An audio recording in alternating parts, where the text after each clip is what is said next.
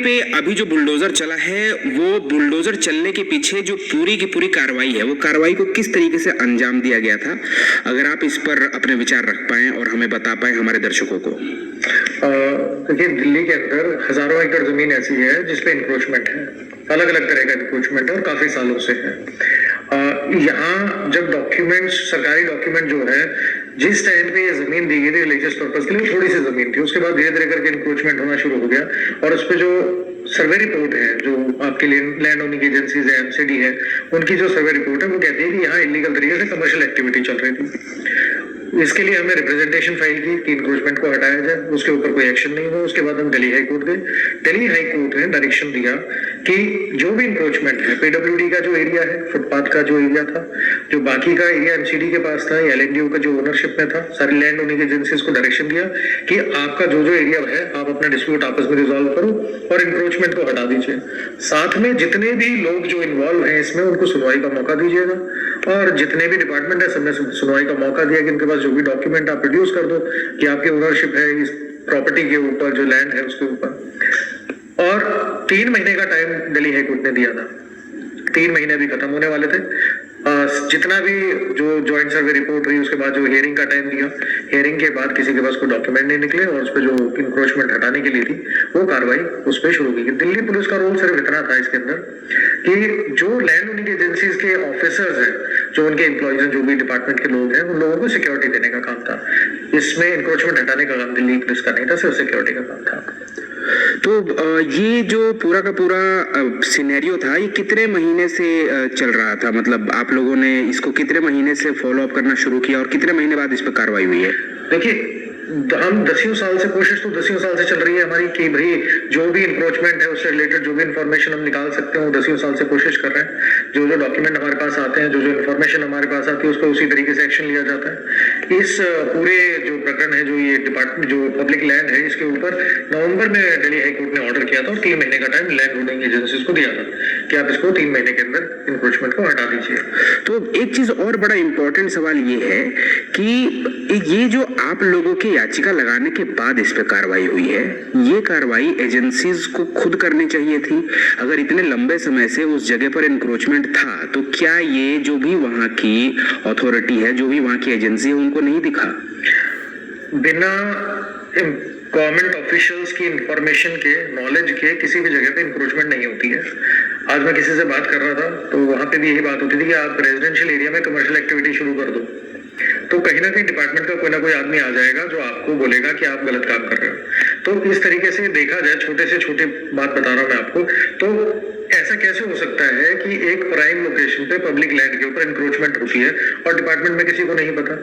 ये बात है, हो सकती है कि जिन लोगों की मिलीभगत के साथ हुआ है वो आज रिटायर भी हो गए और काफी लोग हो सकता है जो एम्प्लॉय उस टाइम रहे होंगे वो दुनिया में भी ना हो इस टाइम, क्योंकि काफी सालों की बात है, दशकों की बात है और एक दिन में नहीं हुआ ये।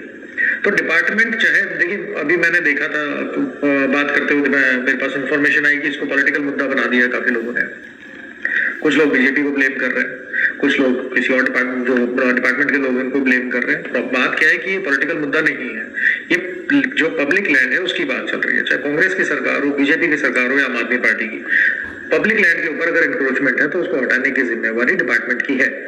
तो होता क्या है कि जब इंक्रोचमेंट बहुत पुरानी हो जाती है तो उस टाइम लैंड ओनिंग एजेंसीज कई बार एक्शन लेने से बैकफुट पे आती है। और कुछ जगह ये भी देखा है कि जो इस तरह के स्ट्रक्चर खड़े होते हैं उसको वक्फ जो है बोर्ड वो क्लेम कर लेता है कि ये हमारी प्रॉपर्टी होगी और वहां पे एक तरीके से हर्डल क्रिएट हो जाता है।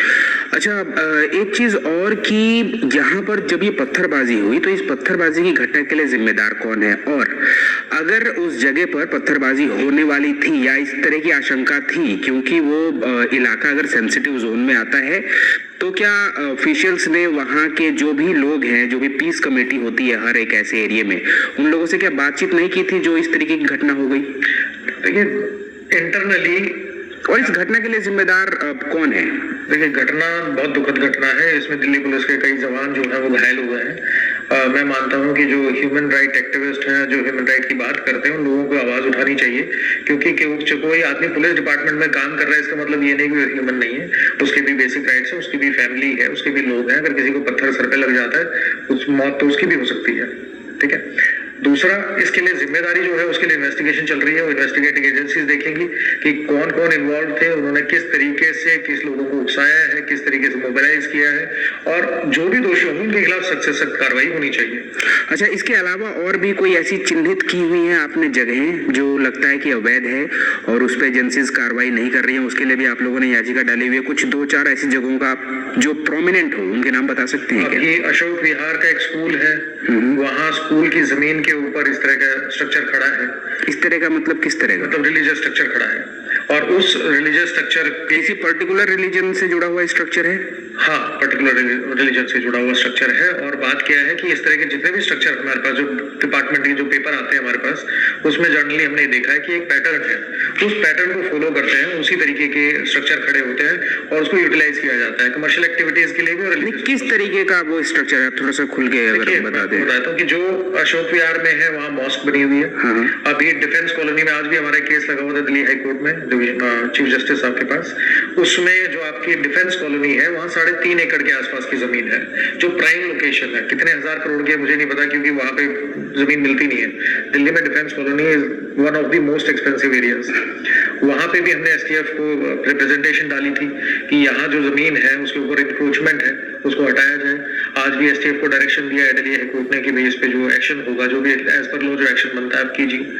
अच्छा, इसके अलावा अगर कहीं पर इंक्रोचमेंट है तो अगर कोई आपसे संपर्क करना चाहे तो वो किस तरीके से संपर्क कर सकता है? देखिए, अगर एजेंसीज उनकी बात नहीं सुन रही है तो देखिए, मैं सिर्फ इतना कहूंगा कि अगर कोई भी आपकी नॉलेज में, किसी के भी नॉलेज में कोई इस तरह का स्ट्रक्चर खड़ा है जो इलीगल है, इंक्रोचमेंट है, तो as a citizen of this country आप सबकी ड्यूटी है कि जो भी कंसर्न लैंड होल्डिंग एजेंसीज है, जो एसटीएफ है, उसको आप अपनी कंप्लेंट फाइल करो, और जो कार्रवाई एज पर लॉ बनती है, कोर्ट जाना है जाइए।